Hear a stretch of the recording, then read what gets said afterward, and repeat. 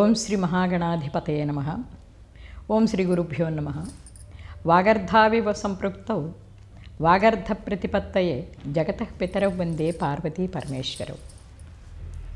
తులసీదేవి చరిత్ర చెప్పుకుంటున్నాం. జలంధరుడు తండ్రి చెప్పిన మాటలు వినలేదు. వివాహం చేసుకోమంటే నాకు అక్కర్లేదంటున్నాడు. ఎంతవరకు చేసుకోవయ్యా, అసలు పెళ్ళే చేసుకోవా? చేసుకుంటాను. ఎప్పుడంటే దేవతల పెళ్ళాల మెడలలో ఉన్నటువంటి పుస్తుల తాళ్ళన్నీ కూడా పెటపెట తెగేంత వరకు నేను పెళ్లి చేసుకోను. ఆ తర్వాత ఆలోచిద్దాం. నీవన్నటువంటి విషయం చిన్న విషయం కాదయ్యా. సరే, శుక్రాచార్యులు వారిని కూడా పిలిపిస్తాడు. అయ్యా, జలంధరుడు వినడం లేదు, మీరైనా చెప్పండి. శుక్రాచార్యులు వారు రాక్షసులకు గురువు. జలంధర, మీ తండ్రి చెప్పిన మాటలో తప్పు లేదు కదయ్యా, ముందు వివాహం చేసుకో, ఆ యుద్ధాల విషయం తర్వాత ఆలోచిద్దాం అని చెప్పి ఆయన కూడా చెప్పారు. చెబితే గురువు మాటను నిర్లక్ష్యం చేసేటువంటి అలవాటు రాక్షసులకు ఉండదు. వాళ్ళు ఎంత రాక్షసులైనా గురువు మాట వింటారు. సరేనన్నాడు. పెళ్ళికి అంగీకరించాడు, ఇష్టం లేకపోయినా. కానీ పెళ్లి కూతురు కావాలి. మరి ఎవరిని వివాహం చేసుకోవాలి? అప్పుడు దంభుడన్నాడు, ఎవరో అక్కర్లేదయ్యా, కాలనేమి సుతను నీకిల్లాలిగా చేయదలచి శీలవతి స్వరూపవతి, ఆమె చాలా అందమైనటువంటిది. కాలనేమి అనేటువంటి వాడు నీకు మేనమామగారు.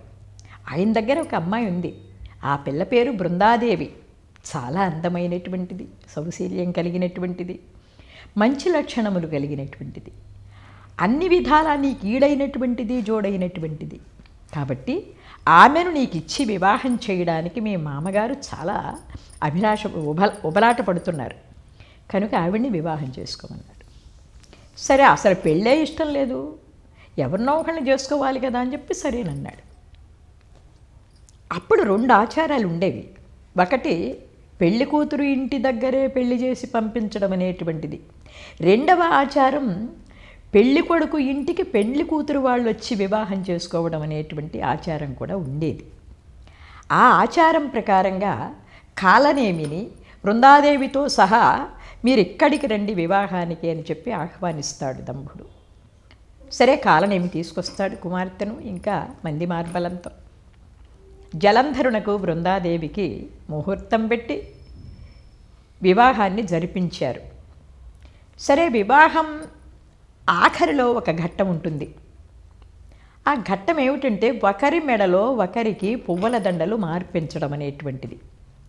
అప్పుడు బృందాదేవి చేతికి ఒక దండ, జలంధరుని చేతికి ఒక పువ్వుల దండ ఇచ్చి, అమ్మా, నీ భర్త జలంధరుని మెడలో ఈ పువ్వుల దండను అలంకరింపచేసి నమస్కారం చేయమన్నారు. అప్పుడు ఆమె సిగ్గుతో శిరస్సు వంచినటువంటిదై ముఖం చూడలేదు, పాదాలు మాత్రమే చూచింది. పాదాలకు ఎదురుగా శిరస్సు ఉంటుంది, తల ఉంటుంది అనేటువంటి ఒక లక్ష్యంతో పువ్వుల దండను అలా వెయ్యబోయింది. వెయ్యబోయేసరికి విరిదండ కేల్జారి ధరణిపై పడే అన్నారు.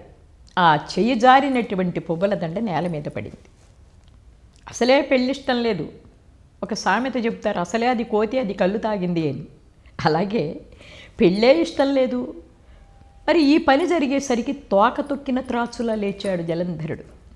అవురా, వలపు లేనటువంటి భార్యతో కాపురం చేయటం త్రాచుపాముతో కాపురం చేసినట్టే.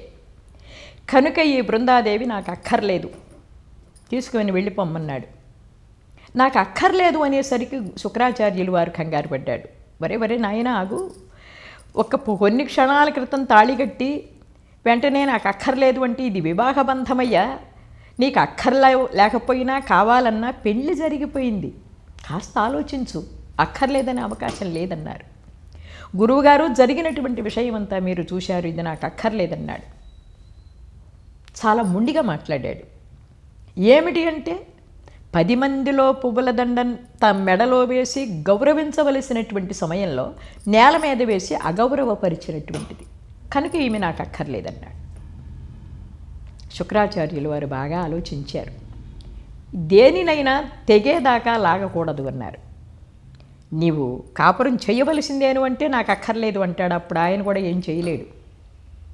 అందుకని అన్నాడు, నాయన నేను పెట్టేది ఒక్క షరతు విను, 1 సంవత్సర కాలం ఈమెతో నీవు కాపురం చెయ్యి అని చెప్పి నిబంధన పెట్టాడు శుక్రాచార్యుల వారు. ఈ సంవత్సర కాలం అయిపోయిన తర్వాత విడిచిపెట్టేసినా పర్వాలేదండి అంటే అది కాదు. సంవత్సర కాలం ఇద్దరు ఒకచోట ఉంటారు. నాటికి నానాటికి ఒకరిపైన ఒకరికి ప్రేమ కలుగుతుంది. అప్పుడు మనం చెప్పక్కర్లేదు, వాళ్ళే కాపురం చేసుకుంటారు అనే అంత దూరం ఆలోచించినటువంటి శుక్రాచార్యుల వారు ఆ నిబంధన పెట్టారు. ఇంతకాలము గురువు మాట లక్ష్యపెట్టి ఒక్క విషయంలో కాదంటే గురువుగారు ఏమైనా నొచ్చుకుంటారేమో, ఆయన మీద ఉన్నటువంటి అభిమానంతో సంవత్సర కాలం బృందాదేవితో కాపురం చేయడానికి ఇష్టపడ్డాడు జలంధరుడు. సరే, వీళ్ళిద్దరి కాపురము ఎలా ఉంది అంటే, సఖి అనేనాడు వంటకములేనియుల్ వండనీడు, వండిన వడ్డించనీడు, స్నానార్థమై ఉష్ణజలమేనియున్ తోడనీడు, తోడిన తానమాడబోడు అన్నారు. మనసు తీరగ ఒక్కసారైనా కాంతాయని పిలువడు, పిలచిన పలుకబోడు, జరుగు ఈ తీరు బృంద కాపురపు సౌరు అన్నారు. ఒక్కసారి కూడా బృందా అని చెప్పి పిలిచినటువంటి పాపమే లేదు. ఒకవేళ ఏమండి అని పిలిస్తే పలకడు, అన్నం పెట్టమనడు, పెడితే తినడు, స్నానానికి వేడి నీళ్లు అడగడు, ఒకవేళ వేడి నీళ్లు ఇచ్చినా స్నానం చేయడు. ఇలా మొండిగా చేస్తున్నటువంటి సందర్భంలో బృందాదేవి మంచిది, సౌశల్యం కలిగినటువంటిది, సరిపెట్టుకుపోతున్నది. ఆయనకే ఎప్పటికైనా ప్రేమ కలగకుండా ఉంటుందా అని ఆమె అభిప్రాయం. అయితే ఒకనాడు తీక్షణంగా ఆలోచిస్తున్నాడు ఏకాంతంగా మందిరంలో పడుకొని. ఏమని? ఈసరికి దేవలోకంలో ఆ దేవేంద్రుని సింహాసనం పైన కూర్చొని పరిపాలన చేయవలసినటువంటి నేను అసలు ఈ పెళ్ళేమిటి, ఈ బృందాదేవి ఏమిటి, గురువుగారు పెట్టినటువంటి షరతు ఏమిటి, ఎప్పటికీ ఈ సంవత్సర కాలం పూర్తవుతుంది, లేనిపోయిన లంపటాన్ని పెట్టారే గురువుగారు అని చెప్పి ఏదో ఆలోచిస్తూ ఉన్నాడు. ఇంతలో బృందాదేవి చక్కగా అలంకరించుకొని, అంటే మంచి పట్టు వస్త్రాన్ని ధరించి సువర్ణాభరణములన్నీ కూడా ఒళ్ళంతా చక్కగా అలంకరింపజేసుకున్నటువంటిదై జలంధరుడు ఉన్నటువంటి మందిరంలోకి వెళ్ళింది. చూచాడు జలంధరుడు. ఎందుకు వచ్చావన్నాడు. ఎవరి అనుమతి తీసుకొని నా మందిరంలోకి వచ్చావు, వెళ్ళిపో. నాథ, మీరు నాకు భర్త, ఎవరి అనుమతో తీసుకొని మీ మందిరానికి రావాల్సిన అవసరం ఏమున్నది? కాబట్టి మీరు ఒక్కసారి ఆలోచించండి, నన్ను అనుగ్రహించండి. ప్రాణేశ్వర, భువనైకమోహన, ప్రవిమల దానవ వంశభూషణ అన్నది. మీరు నాకు ప్రాణేశ్వరుడు, దానవ వంశానికి భూషణం లాంటివారు అన్నది. అంటే ఒక నగ లాంటివారు. మనిషికి నగ ఎలా అలంకారమో దానవ వంశానికి మీరు భూషణం లాంటివారు. అలాంటి మిమ్మల్ని భర్తగా పొందడం నా జన్మ సుకృతము అన్నది. అయితే నా నోములు ఫలించి ఎన్ని జన్మాలలో చేసినటువంటి పుణ్యమో, మీలాంటి మానధనులు, అసమాన విక్రమానూలులు, అంటే అభిమానం కలిగినటువంటి వారు, విక్రమము పరాక్రమం కలిగినటువంటి వారు, అలాంటి మీకు నేను భార్యను, నా జన్మజన్మాల సుకృతము అన్నది. వింటున్నాడు ఇవన్నీ కూడాను. తరువాత అంటుంది, అరుతంగంధమలందుదున మరి వ్యజనంబును బట్టి వీచుదునా. పోని మంచి గంధాన్ని మీ శరీరం అంతా కూడా పుయ్యమంటారా? లేకపోతే వీవన బట్టి విసురుతూ ఉండమంటారా? లేక చరణ సరోజము లంకముపై నిడి సదమల భక్తిని పట్టుదునా అన్నది. మీ పాదమును నా తొడల భాగంలో పెట్టండి, పాదసేవ చేస్తాను భక్తితో. కాబట్టి మీరు నన్ను నిర్లక్ష్యం చేయొద్దు ప్రాణేశ్వర, నేను మీకు భార్యను అని చెప్పి ఆవిడ చెబుతూ ఉంటే, నువ్వు ఈ మందిరంలో నుంచి బయటికి వెళ్ళిపోమన్నారు. నాథ, అలా అనకండి అని చెప్పి పాదాలు పట్టుకున్నది. పాదాలు పట్టుకున్నటువంటి ఆమెను ఒక్క తన్ను తన్నాడు జలంధరుడు. అప్పుడు అన్నది లేచి, ప్రాణేశ్వర, నేను మీకు అందంగా కనిపించడం లేదా? అందంగా లేనా? లేక మీరు ఏ వస్త్రాలు ధరించమంటే ఆ వస్త్రాలు ధరిస్తాను, మీరు ఏ ఆభరణములు ధరించమంటే ఆ ఆభరణములు ధరిస్తాను, మీకు ఎలా ఇష్టమైతే అలా నేను ముస్తాబవుతాను. చెప్పండి, నేను అందంగా లేనా? అప్పుడన్నాడు జలంధరుడు, అందమా? అగునగు రంభకన్న 10 అంతలు చక్కదనాల కుప్పవేయవుదువు, మరి మదాంధవు కానిచో పొగరున నేలవైతువకో పూసరమున్ గల తప్పు కప్పిపుచ్చి గడుసుమీరి వచ్చితివే సానిపోలికన్ అన్నాడు. రంభా, ఊర్వశి, మేనక వీళ్ళందరూ నీ అందం ముందు పనికిరారు బృందా. అంత అందమైనటువంటి దానవు నీవు. దాని కారణం చేతనే నీకు అహంకారం. ఆ అహంకారంతోనే గౌరవించవలసినటువంటి పువ్వుల దండను నేల మీద వేసి అగౌరవపరిచావు. కాబట్టి మా గురువుగారు చెప్పారు, తప్పని పరిస్థితిలో నేను నీతో ఉంటున్నాను, నీవు నాకు అసలు అక్కర్లేదు, ఈ క్షణం నుండి నీవు నా దగ్గర ఉండడానికి వీల్లేదు, వెళ్ళిపోమ్మన్నాడు. వెళ్ళిపోమ్మనేసరికి అప్పుడంటుంది ప్రాణేశ్వర, ఎక్కడికి వెళతాను నేను? దాసదాసీ జనంబులెందరూ గలరిట ఆవిడంటుంది. ఏడుస్తూ పాపం చాలా బాధపడుతూ, దాసదాసీ జనంబులెందరూ గలరిట అందు ఒక్కతనై ఉంటకైన తగను. ఎంతోమంది దాసదాసీలు మీ సమక్షంలో ఉన్నారే, ఒక దాసిగానైనా మీ దగ్గరే నన్ను ఉండనివ్వండి నాథ, నన్ను వెళ్ళిపోమ్మని మాత్రం చెప్పవద్దు. కలసి మీతోడ శయనింపగూడకున్నమానే పానుపు నెత్తుటకైనా తగను. మీరు పరుండి లేచినటువంటి పాన్పు నెత్తడానికైనా నేను పనికిరానా? గదిసి మీ మోము ముద్దాడదగకయున్నమా అనే అద్దమేనియు చూపుటకైనా తగను. ఏదో చిన్న చిన్న పనులు దాసి వాళ్ళతో పాటు నాకు కూడా ఒక పని చెప్పండి, చేస్తూ మిమ్మల్ని చూస్తూ మీ పాదాల దగ్గరే ఉంటాను, అంతేగాని వెళ్ళడం మాత్రం వెళ్ళను. లేదా ఎలాంటి శిక్ష విధించినా ఆనందంగా అనుభవిస్తాను అన్నది. గొంతు కరవాలమున తెగకోయరాదే, మీ చేతిలో ఉన్న ఖడ్గం పెట్టి నా గొంతును కొయ్యండి, ఆనందంగా అనుభవిస్తాను. లేదా గిరుల దొర్లించరాదే, ఎత్తైనటువంటి శిఖరాల మీదకి ఎక్కించి కిందకి దొర్లించండి, ఆ శిక్షను ఆనందంగా అనుభవిస్తాను. లేదా సమ్ముఖమున విషమిచ్చి చంపరాదు అన్నది. విషాన్ని బండి మీ చేతులతో ఆనందంగా అనుభవిస్తాను, కానీ మిమ్ము విడనాడి ఒక్క క్షణమేనియు నేను ఉండలేను, నేను బ్రతుకలేను నాథా, నేను బ్రతుకలేను అంటూ ఆమె ఏడ్చి ఏడ్చి పాదాలు పట్టుకున్నటువంటి దానిని తన్నుతూ ఉంటే మళ్ళీ లేస్తూ ఏడుస్తూ ఆఖరికి స్పృహ కోల్పోయింది బృందాదేవి. స్పృహ తప్పినటువంటి బృందాదేవిని చూచాడు జలంధరుడు. భటులను పిలిచాడు.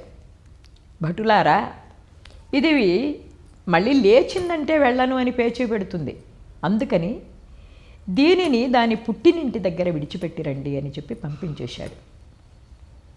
నిర్దాక్షణ్యంగా ఆ భటులు తీసుకెళ్ళి బలిపురి, ఆమె పుట్టిన ఊరు, ఆ బలిపురికి తీసుకువెళ్ళి పుట్టినింటి దగ్గర విడిచిపెట్టి వచ్చేశారు. తర్వాత స్పృహ వస్తుంది, విషయమంతా కూడా తెలుస్తుంది, ఏడుస్తుంది, దుఃఖపడుతుంది, ఏం చేస్తుంది, అక్కడే ఉంది.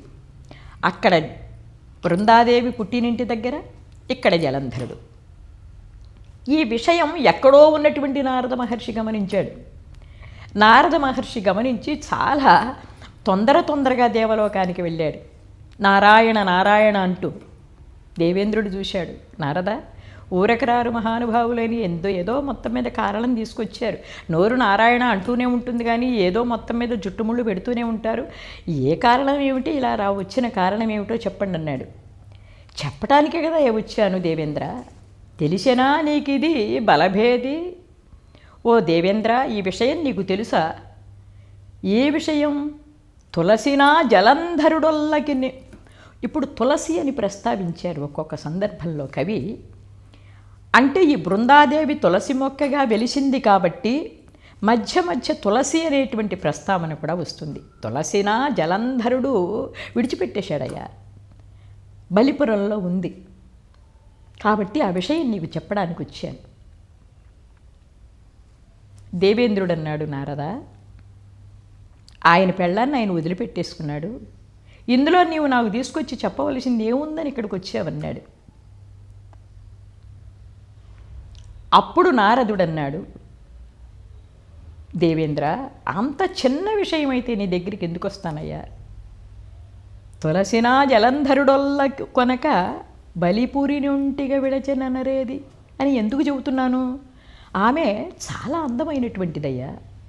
నీలాంటి వారు అనుభవించడానికి తగినటువంటి అందం కలిగినటువంటిది బృందాదేవి. కాబట్టి ఆ విషయం నీకు నేను చెబుతున్నాను. అసలు బృందాదేవి అందం అంటే ఏమిటో నీకు తెలుసా? ఎంత అందమైనటువంటిది అంటే, బ్రహ్మదేవుని యొక్క కుమార్తె అహల్యాదేవి ఈమె అందము ముందు ఎందుకు పనికిరాదయ్యా, అంత అందమైనటువంటిది. బ్రహ్మ విష్ణు మహేశ్వరాదులను చిన్నపిల్లలను చేసి ఆడించినటువంటి, ఉయ్యాలలూగించినటువంటి అనసూయాదేవి ఏం పాతివ్రత్యం ముందు పనికిరాదు అన్నారు. ఇంకా ఇంకా బృందాదేవిని గురించి అనేకానేకములైనటువంటి విషయాలు చెబుతాడు నారద మహర్షి దేవతా చక్రవర్తికి. దేవేంద్రుడు కూడా నారదుడు చెప్పేటువంటి మాటలను అభిలాషతోనే వింటున్నాడు. ఏం చెబుతున్నాడు అనేటువంటి విషయాన్ని రేపటి కథలో ప్రస్తావించుకుందాం. స్వస్తి.